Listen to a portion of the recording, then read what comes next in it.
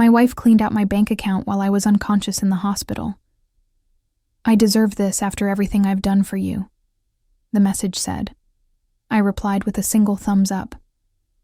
When I was discharged the following day, I didn't go home. My name's Cameron Doyle, 45 years old and 22 years behind the wheel of a semi. Not the glamorous life, but it paid the bills and kept Dana in the lifestyle she never appreciated. I'd been feeling that tightness in my chest for weeks. Just stress, I told myself. Just the long hours and bad roadside coffee, until I couldn't ignore it anymore. Somewhere outside Omaha, the pain got so bad I had to pull over. Called 911 myself. They airlifted me to Sioux Falls, South Dakota. Turned out I wasn't having a panic attack. My heart was shutting down. I remember the doctor's face before everything went black. "We're losing him," she said. "Not exactly what you want to hear, right? Before you pass out." 2 days later, I woke up with tubes in my arms and a stent in my heart. The nurse told me I'd flatlined twice. Said I was lucky. I didn't feel lucky. When I checked my phone, there was only one message from Dana. We'd been married 15 years. No kids. Just a mortgage in Sioux Falls and a lot of quiet dinners when I was home between hauls. The message had a screenshot of our joint account. Balance, 0.00. And below it she wrote, "I deserve this after everything I've done for you. $61,438.72. My emergency fund, my truck maintenance account, my retirement cushion. All gone. I should have felt something. Rage, maybe. Instead, I just felt tired. Tired in a way sleep couldn't fix. I sent her a thumbs up emoji. Nothing else. When the doctor came in, he told me I needed to rest. Avoid stress. No driving for at least 6 weeks. He asked if someone was picking me up.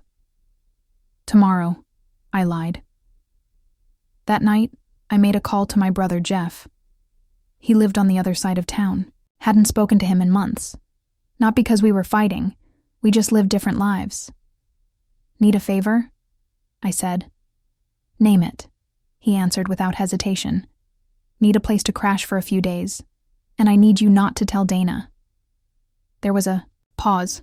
"She doesn't know you're alive?" "Oh, she knows," I said. "She just doesn't know I'm not coming home." I met Dana at a gas station outside Cheyenne. She was stuck with a flat tire, and I was the guy who stopped to help. Back then, she looked at me like I was some kind of hero for knowing how to use a jack. Funny how that works. Things that impress people at first just become expected later on. We got married 6 months after that. Quick, but not reckless. I was 30, she was 27. Old enough to know better, young enough to believe in something. She never liked that I was gone 3 weeks out of 4, but the money was good, and she liked what it bought. I'd call every night, from whatever state I was passing through. Sometimes the conversations lasted an hour. As the years went on, they got shorter. 5 minutes of updates, then just checking in. Last couple years it was mostly texts. Made it to Nashville. All good here. Looking back, there were signs. She stopped asking when I'd be home. Started taking trips with friends I'd never met. But I trusted her. That's what marriage is, right? Trust. My brother Jeff helped me into his guest room. He's a construction foreman, works locally, divorced twice, knows something about the ways people can disappoint you. "You should eat something," he said. I wasn't hungry. I was thinking about the house I'd bought, about the refinancing I'd done 3 months earlier when rates dropped. Dana had said she was too busy to come to the signing, so I handled it myself. Put it only in my name since my credit score was better. She never even asked to see the paperwork. There was also the medical power of attorney I'd set up last year, after my buddy Tim had his stroke, and his girlfriend couldn't make decisions for him. I got worried. My niece Megan, Jeff's daughter, helped me with it. Law student, smart kid. She made sure everything was in order. "Does Dana know you're here?" Jeff asked as he handed me a sandwich. "No," I said, "and we're going to keep it that way for a bit. She took everything? I nodded. What are you going to do? I took a bite of the sandwich. Didn't taste like anything. I'm going to get some rest. Doctor's orders. But that night, I didn't sleep. I just stared at the ceiling, remembering all the little moments where Dana had seemed distant, checking her phone under the table, changing passwords, moving money between accounts for better interest rates. I'd been blind, but not anymore, my third day at Jeff's place, I got a text from our neighbor, Harold. Haven't seen you around. Everything okay? Dana's got some guy over. Thought you should know. I sat with that for a long time. Didn't respond. Just let it sink in. Later that afternoon, I drove with Jeff to the bank. Not our regular branch where Dana and I were known, but the main office downtown. Asked to speak with a fraud specialist. Showed them the text message with the screenshot. Explained I'd been hospitalized, unconscious. That the withdrawals happened without my knowledge or consent. The woman behind the desk kept her face neutral, professional. But I could see it in her eyes. Pity, maybe a little anger on my behalf. Mr. Doyle, we can start a fraud investigation, but given that it's a joint account and your wife has equal access, it may be difficult to— I understand, I cut in, but I'd like to try anyway. She nodded, started typing on her computer.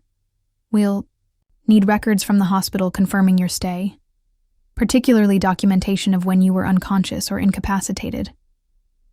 Not a problem. And you should know, if this becomes a criminal matter, the police will get involved. I looked at her. I'm aware. On the way back to Jeff's, we stopped for gas. I stayed in the car while he pumped. Through the windshield, I watched a father with 2 kids buying ice cream from a convenience store. Normal life going on all around. Me. Want anything? Jeff asked. I shook my head. Back at his place, I made 3 phone calls. First to my dispatcher, telling him I needed extended medical leave. Second to the credit union where I kept a small business account for my independent, contracting jobs. Third to a lawyer friend of Jeff's. I need to know where I stand, I explained. With the house, with the accounts, with everything. The lawyer Blake agreed to meet the next day. I hung up and pulled out my laptop, logged into accounts Dana didn't know existed, checked the status of investments she'd never asked about, not because I was hiding anything from her, but because she'd never shown interest in the boring parts of our finances. While I was doing that, another text came through from Dana. This time, where are you? Your truck isn't at the depot. Did they tell you I came by? I didn't answer. Cameron, this is ridiculous. You can't just disappear. We need to talk about this. I put the phone down. Jeff looked over from the kitchen. She reaching out? Yeah. You going to respond? I closed my laptop. Not yet. That night, I took a walk around Jeff's neighborhood. It was a clear night, stars visible even with the city lights. For the first time since the hospital, my chest didn't hurt. Not physically, anyway. I realized something during that walk. I wasn't angry anymore. I wasn't even hurt. I was just done. And with that came clarity. Dana hadn't just taken my money. She'd given me my freedom. A week after I was discharged, I finally went home. Middle of the day, when I knew Dana would be at her office job. Used my key. Walked in like I'd just come back from another hall. The house smelled different. Cologne that wasn't mine. Mine. Empty wine bottles in the recycling bin, 2 wine glasses in the dishwasher. I packed some clothes, my important papers, and the small lockbox from the closet where I kept my birth certificate and passport. As I was walking out, I noticed the framed photo from our wedding day was missing from the hallway table. Back at Jeff's, I met with Blake, the lawyer. We sat at the kitchen table with papers spread out between us. The house situation is interesting, he said, reviewing the refinancing documents. Since you refinanced solely in your name, with that medical clause, and given your recent cardiac event, you have a strong case for sole possession. What about the money she took? Blake frowned. That's trickier. Joint accounts typically mean joint ownership. But he tapped a finger on the bank statements. The fact that she cleared it out while you were medically incapacitated could constitute financial exploitation of a vulnerable adult, especially since you have documentation that these were primarily your earnings. I nodded. And if I want a divorce? South Dakota is an equitable distribution state. Given the circumstances, I think we can make a compelling case for an arrangement in your favor. He gathered the papers. I'll draft some initial documents. In the meantime, don't contact her. Don't respond if she reaches out. Everything threw me now. The next day, Dana showed up at Jeff's house. I was alone. Jeff was at work. I heard her car pull up but didn't look out the window. The doorbell rang 3 times before she started knocking. I know you're in there, Cameron. Your truck is parked down the street. Her voice was muffled through the door. You can't just hide. We need to talk about this. I sat perfectly still in the living room, like a kid playing hide and seek. Eventually, the knocking stopped. I thought she'd left, until my phone buzzed. I'm sorry about the money. I was angry. You've been distant for months. I thought you were cheating. I found out about the house refinancing and panicked. We can work this out. Please talk to me. It was the first time she'd ever accused me of cheating. Projection, probably. I turned the phone face down without replying. The next day, Blake called, with news. Dana contacted me, he said. She's hired Patricia Wells as her attorney. Patricia Wells, one of the most aggressive divorce attorneys in the state, known for going after everything. Houses, retirement accounts, future earnings. What does that mean for us? I asked. It means she's not playing around. Wells is already claiming that your abandonment after the hospitalization constitutes desertion. She's painting you as unstable, saying you disappeared without explanation and are refusing communication.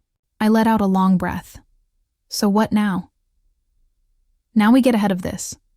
I filed for an emergency hearing regarding the funds she withdrew. Judge Harmon is presiding. He takes a very dim view of taking advantage of medical situations. After hanging up, I stared at the wall for a long time. Then I made another call, to my niece, Megan. I needed her help with something specific. That evening, I drove past our house. Dana's car was in the driveway alongside a black Audi I didn't recognize. I circled the block once, then headed back to Jeff's. In the driveway, I got a text from a number I didn't know.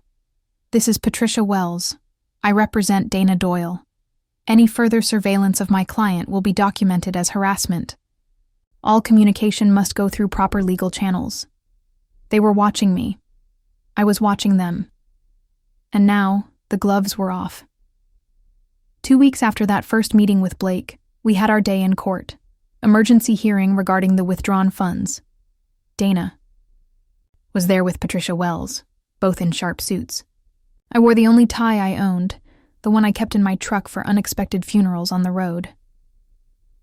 Judge Harmon was an older man with white hair and reading glasses perched on the end of his nose.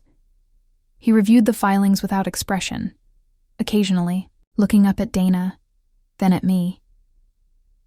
Ms. Wells, he finally said, your client withdrew the entirety of the joint accounts while Mr. Doyle was hospitalized for a life-threatening cardiac event. Is that correct? Wells stood. Your Honor, my client had every right to access those joint funds. Furthermore, Mr. Doyle had recently refinanced their marital home solely in his name without Mrs. Doyle's knowledge, which we contend was the first act of financial deception. The judge removed his glasses. I'm not asking about the house right now, Counselor. I'm asking about the timing of the withdrawal. Was your client aware that Mr. Doyle was in the hospital when she took the money? Dana leaned over and whispered something to Wells. Wells cleared her throat. Yes, Your Honor. But my client was under extreme emotional distress, believing her marriage was ending. She acted to protect herself financially. The judge put his glasses back on. While unconscious from a heart attack, seems an unlikely time for Mr. Doyle to end his marriage. He shuffled some papers. I'm ordering the funds frozen pending further proceedings. Neither party may access this money until ownership is determined in the divorce settlement. It wasn't a complete win, but it stopped Dana from spending any more. As we left the courtroom, Dana tried to approach me. Wells held her back with a hand on her arm, but not before Dana said, "Cameron, please. There's so much you don't understand."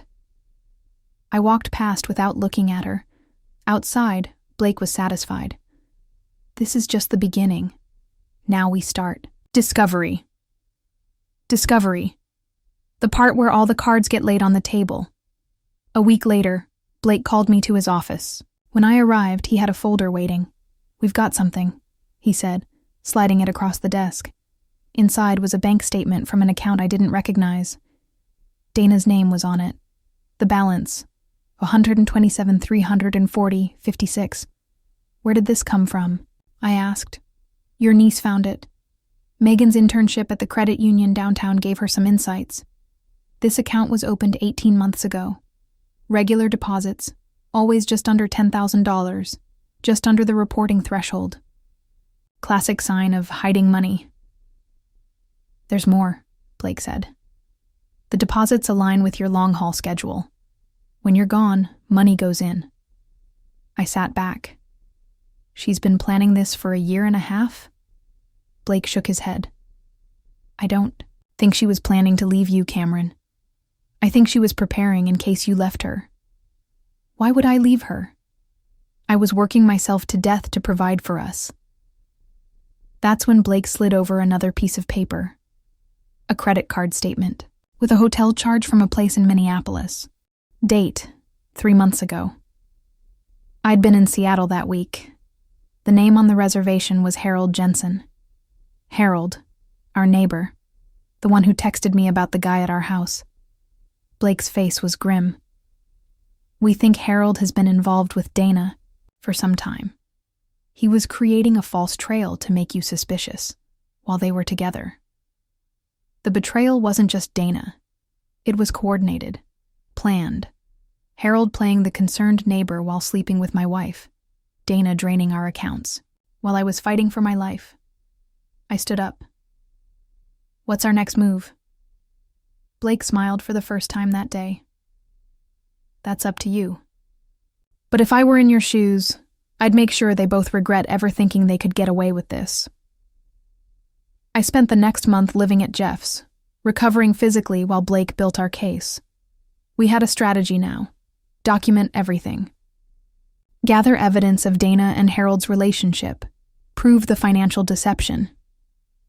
My niece Megan was invaluable. Her position at the credit union gave us insight into financial patterns we wouldn't have seen otherwise. Nothing illegal, just connecting dots that were already in plain sight.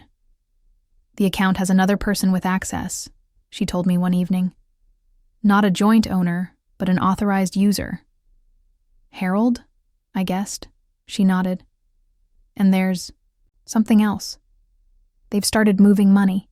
Smaller amounts to different accounts. They know we're onto them." I stared out the window. "They're liquidating, getting ready to run." That night I called Blake. "We need to move faster." "I agree.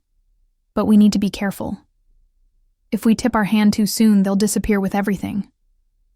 I finished. "So what do we do?" Blake was quiet for a moment. "We need leverage, something that makes them think twice about running."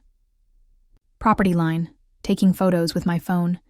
The new shed Harold had helped build last summer. The fancy landscaping that had mysteriously appeared while I was on a 3-week haul to California.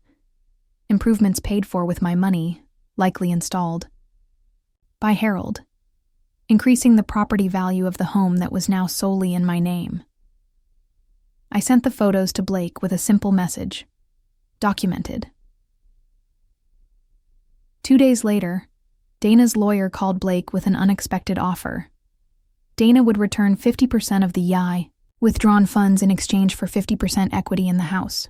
"They're testing us," Blake said when he called to tell me, "seeing if we'll settle cheap. What do we tell them?"